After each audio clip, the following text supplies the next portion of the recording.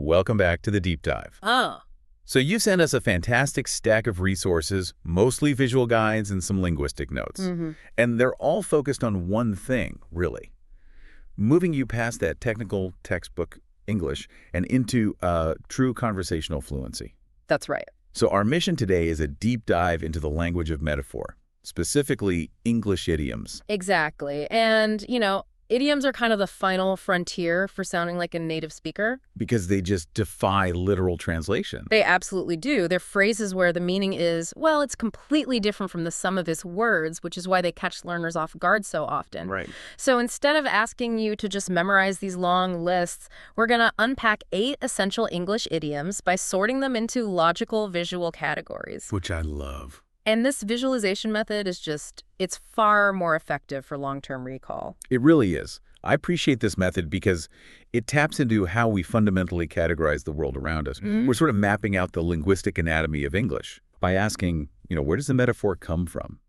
So the structure for today is simple. We'll start with Module A, which is focused on idioms that relate directly to the body. We're calling it The Body Speaks. Right. And then we'll move into Module B, which deals with more abstract concepts, things like energy, substances, and states of matter. Okay, let's jump straight into Module A then. It's just fascinating how many of our most common social interactions are described using, physical sensations or body parts. It makes these abstract feelings so tangible, so real. It does. Our first idiom in this category is lend an ear. It's just a beautifully concise phrase, isn't it? For something we all need in difficult moments. It is. Its meaning is clear, to listen attentively, sympathetically, but the visualization here, that's the key. Right. You aren't just hearing sound waves, you are implying a temporary suspension of your own needs. You're lending a vital capacity you're hearing to someone else. And you're doing it because you genuinely value what they have to say. Their vulnerability, yeah. And notice the context. You wouldn't typically say, can you lend an ear to this meeting agenda? No, of course not. It's reserved for emotional weight. Our source material gives the example, I'm having a hard time. Can you lend an ear for a few minutes? And that just emphasizes the emotional generosity in the phrase. It's an act of deep empathy, not just facilitation. Exactly. And that empathy, it quickly evaporates when we move to our second phrase. A much colder gesture, this one. Give the cold shoulder.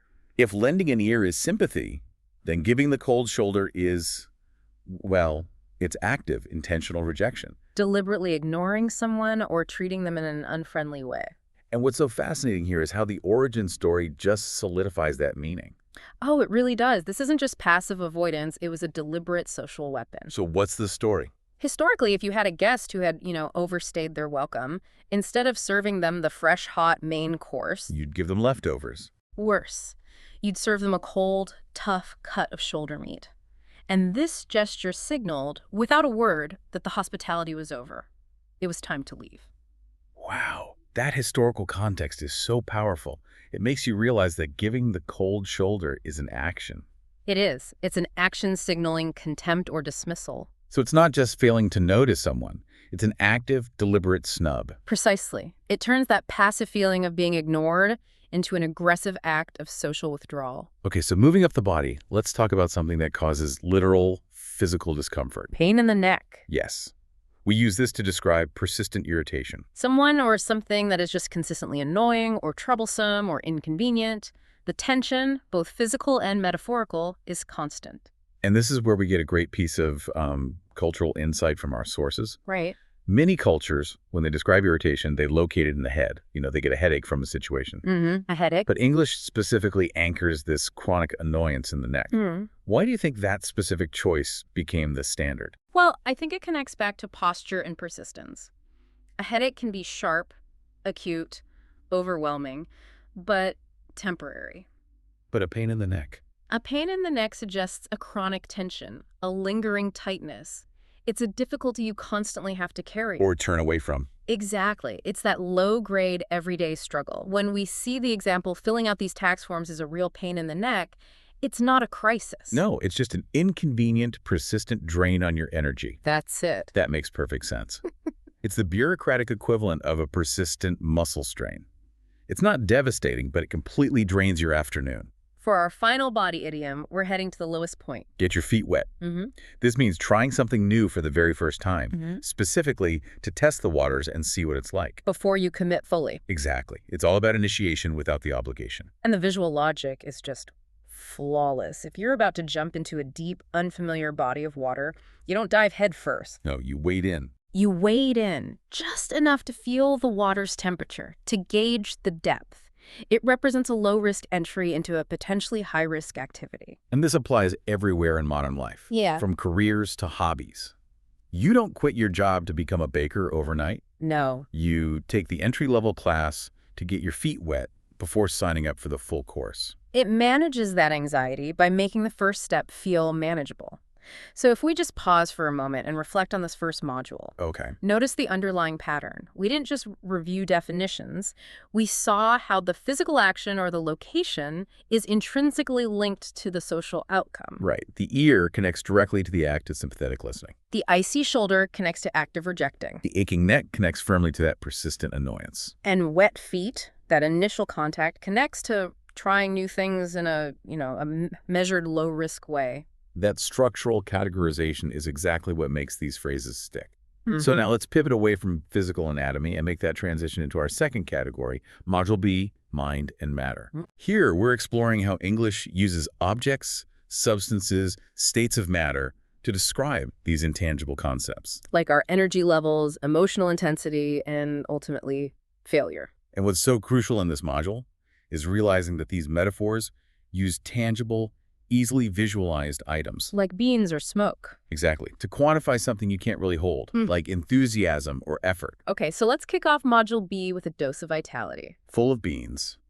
This phrase describes someone who is just very energetic, lively, or enthusiastic. And the origin story here is marvelous. It's totally unexpected. The idiom comes directly from the world of horse training. Horses. Specifically racing.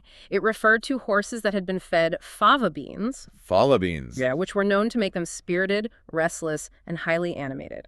So when you say, the kids are full of beans today, they won't sit still, you're drawing a direct line back to that high-octane, almost uncontrollable energy of a racehorse. You are. It's far more descriptive than just saying they're energetic. It captures a restless, overflowing vitality. It does, and it raises an interesting point. Why does this metaphor stick? I mean, most people today don't feed horses fava beans. Right. It's because the image of that restless, spirited horse remains universally understood as a symbol of high energy. That makes sense. Okay, moving from high energy to the ultimate lack of result, let's look at end in smoke. This means to come to nothing, to completely fail despite all your prior efforts or grand designs. And the visual here is perhaps the most profound in this whole module. I agree, it speaks to transience. You put in the labor, you build the structure, you start the fire, you create all this energy. But the only visible output is smoke.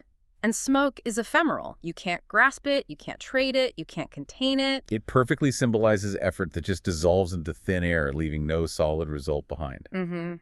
If all his planning and investment ended in smoke due to lack of funding, it means years of work just vanished. Like a cloud of smoke being blown away. Yeah. It's failure that implies the complete collapse of potential. It really is. Our third idiom in this category deals with a very specific negative emotional transfer. Give a piece of one's mind. Which means to speak sharply and angrily to someone, specifically because they've done something wrong. But there's a vital nuance here that you, the listener, really need to internalize. Yes, our sources highlight this critical distinction. This must not be confused with the much milder phrase, speak your mind. That is so important. If you merely speak your mind, you're just offering your honest opinion. Maybe an unpopular one, But without intending to scold or offend someone, it's honest discourse. But when you give a piece of one's mind, You are engaging in an aggressive transfer of negative thought. You're delivering a verbal rebuke, a punishment almost. It has real weight to it. you're asserting dominance in the conflict. The example is perfect. I'm going to go down there and give him a piece of my mind for blocking my driveway. Right, you aren't offering a constructive critique of parking standards. No, you're delivering a targeted, heated reprimand. And the language choice immediately signals the intensity of your anger. So we've now covered 7 highly visual, highly useful phrases across our 2 categories. Before we introduce our 8th and final phrase, Let's try to apply the knowledge we've gained to a few real-world contexts. I like this. This is how you bridge that gap between knowing a definition and actually using it fluently. Let's do it. Let's pressure test what we've learned. Okay, scenario 1. You're in a quiet workspace, and your new colleague constantly taps their foot or clicks their pen. Oh, that's the worst. It's not a disaster, but it is persistently, maddeningly distracting.